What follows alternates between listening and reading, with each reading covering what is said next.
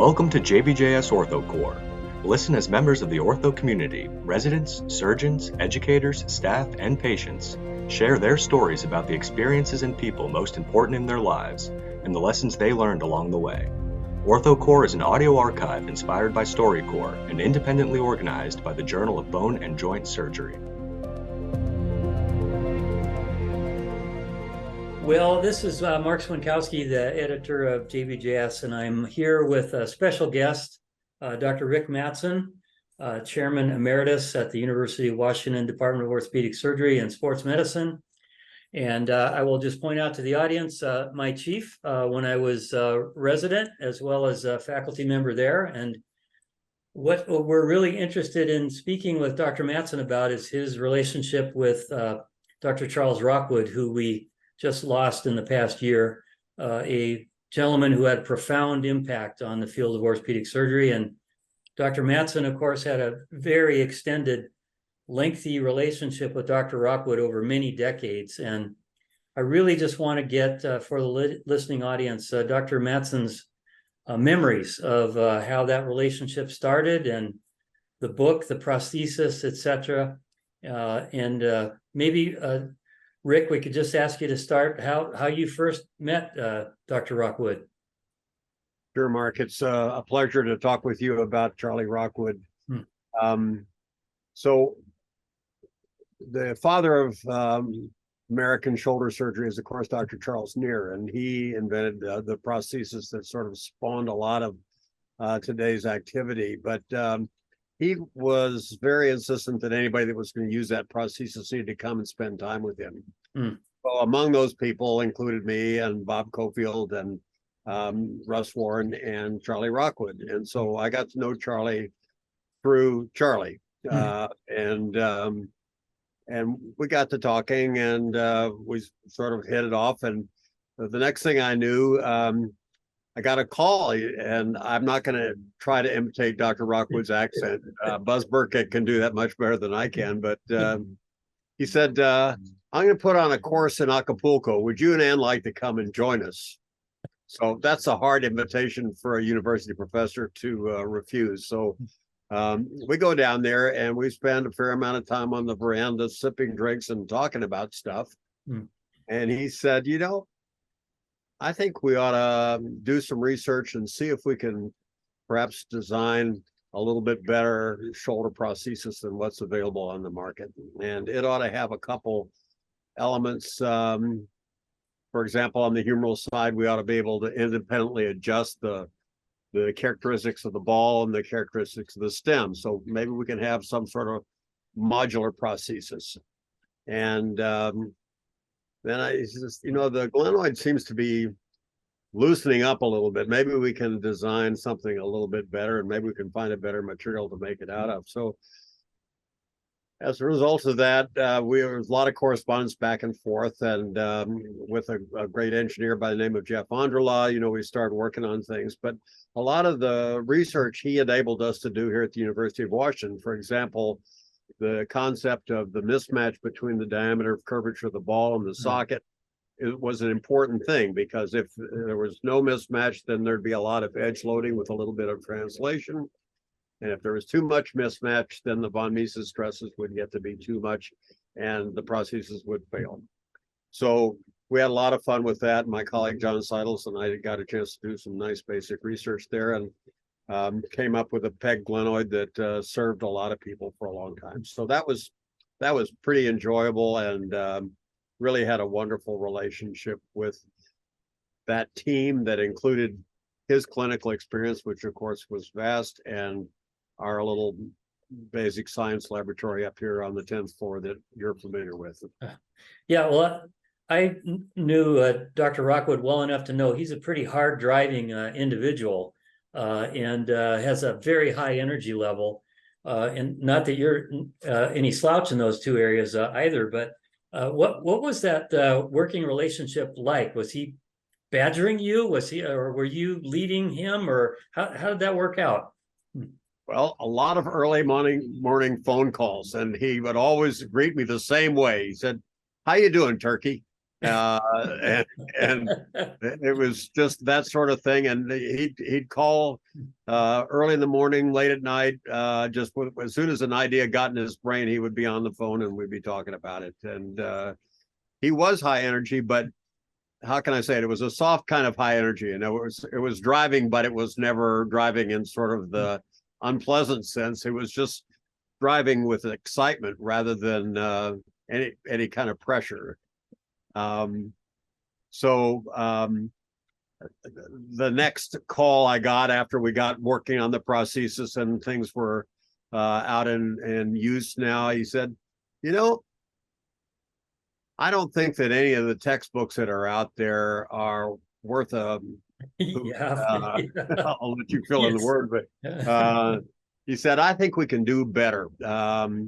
So I want you to be my partner as we put together a book, and we're going to call it just The Shoulder.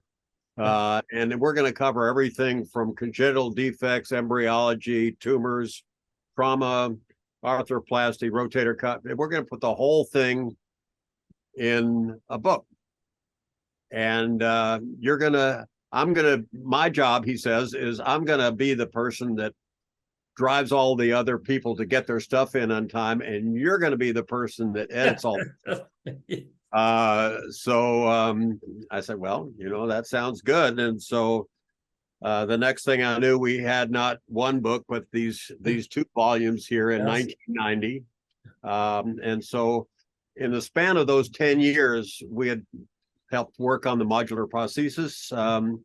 And the first edition of the textbook had come out, and that was really an enjoyable thing. And we just recently completed the 6th edition. So just still having a lot of fun. And it's great to do that in memory of Dr. Rockwood. And I had a chance to fly down there and present him with a leather-bound copy of the 6th edition before he passed away. And I was happy I got a chance to do that.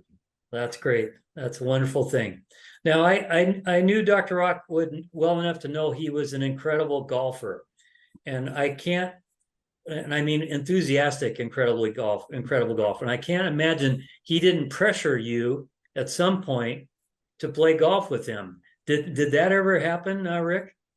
Never did. I knew that golf was a big part of your life, his life, but while he was out golfing, I was out doing other things. I was trying to find a tennis court to beat the ball around us, so we didn't quite get out there. But if I can, I'd like to just sort of characterize him as what I call the Abe Lincoln of orthopedics. And the reason I say that is he was a very powerful and influential man, but he was also a common person. By that, I mean, well, I don't think he grew up in a log cabin reading books by candlelight, but he always put himself at the same level as everybody else. And I remember one time at the academy where Dr. Jr said, the statement irreparable rotator cuff refers to the surgeon and not to the patient. And so Rockwood, who was fearless, not many people would stand up to Dr. Jr in the way he did it. So he was very clever. He got up on the podium and said, I'm sure that Dr. Jr can repair any rotator cuff, but I'm here to tell you I can't. And there are many rotator cuff tears that I just cannot repair. And sometimes I just go in there and clean things up and they do fine. But the idea was that he didn't want people to leave the academy hall believing that it was their job to repair every rotator cuff that came to them. He also was like Lincoln, was sort of a unionist because, the big thing for President Lincoln was to try to keep the nation together. And there was a time, and you remember it well, when orthopedics was starting to split off into 100 different micro societies. And I'm sure you were at this presidential address when he got all of his family there together, including his wife, Patsy, and his 9, count them, kids. That he had 8 consecutive sons followed by a daughter. not many Academy presidents can duplicate that record. But he just said, here's my family, and it's really important to me to keep the family together, and I want to keep the orthopedic family together as much as we can in the American Academy of Orthopedic Surgeons. And as you know, it's been sort of a struggle, just like as you're mastering with the journal, to try to keep the journal being the journal of orthopedics, the go-to journal. And he wanted the Academy to be the go-to society. He a lot of this, but I mean, he was a great teacher, and he always wanted to teach. He had the textbook that he wrote was on care of the sick and injured, was the first publication of the American Academy of Orthopedic Surgeons, and really set the foundation for us being a major publisher of relevant material to orthopedics. And he continued that, but he was always teaching. He had a special place in his heart for people from south of the border. He always was reaching out to include them, and that's another similarity with Lincoln. I mean, he was an inclusive person. There was nobody that didn't belong as far as he's concerned. And he was funny.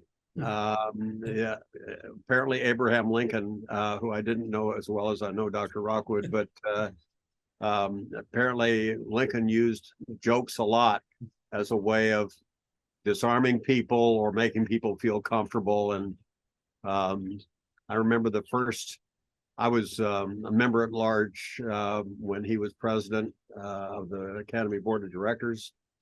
And to the first meeting, he came in with a double-billed hat. It had one bill going this way and one bill going this way. And on the top, it said, "I'm their leader. Which way did they go?" And so that was him. And he told jokes when we had him out here. I bet you remember, but when we had him out here as a guest professorship, he was telling jokes that were absolutely hilarious, but not repeatable by me in this context. But he used humor very well to make people feel comfortable. So I love that guy, and I will never forget him. And he was very, very kind and generous. And he was always welcoming to people to come and visit him. He cared a lot about his patients. He didn't give a hoot whether they were rich or poor. He was just interested in his practice, in his teaching, and in sharing what he knew with everybody else. Well, Rick, that's a really appropriate comparison between Lincoln and Dr. Rockwood. And thank you very much for sharing your memories of a very great gentleman who had a wonderful influence on our specialty. And hopefully generations to come will remember that name. And because of what you've shared, we'll be able to have a glimpse of what he was like. So thanks for doing it, Rick. Greatly appreciate it. My great pleasure.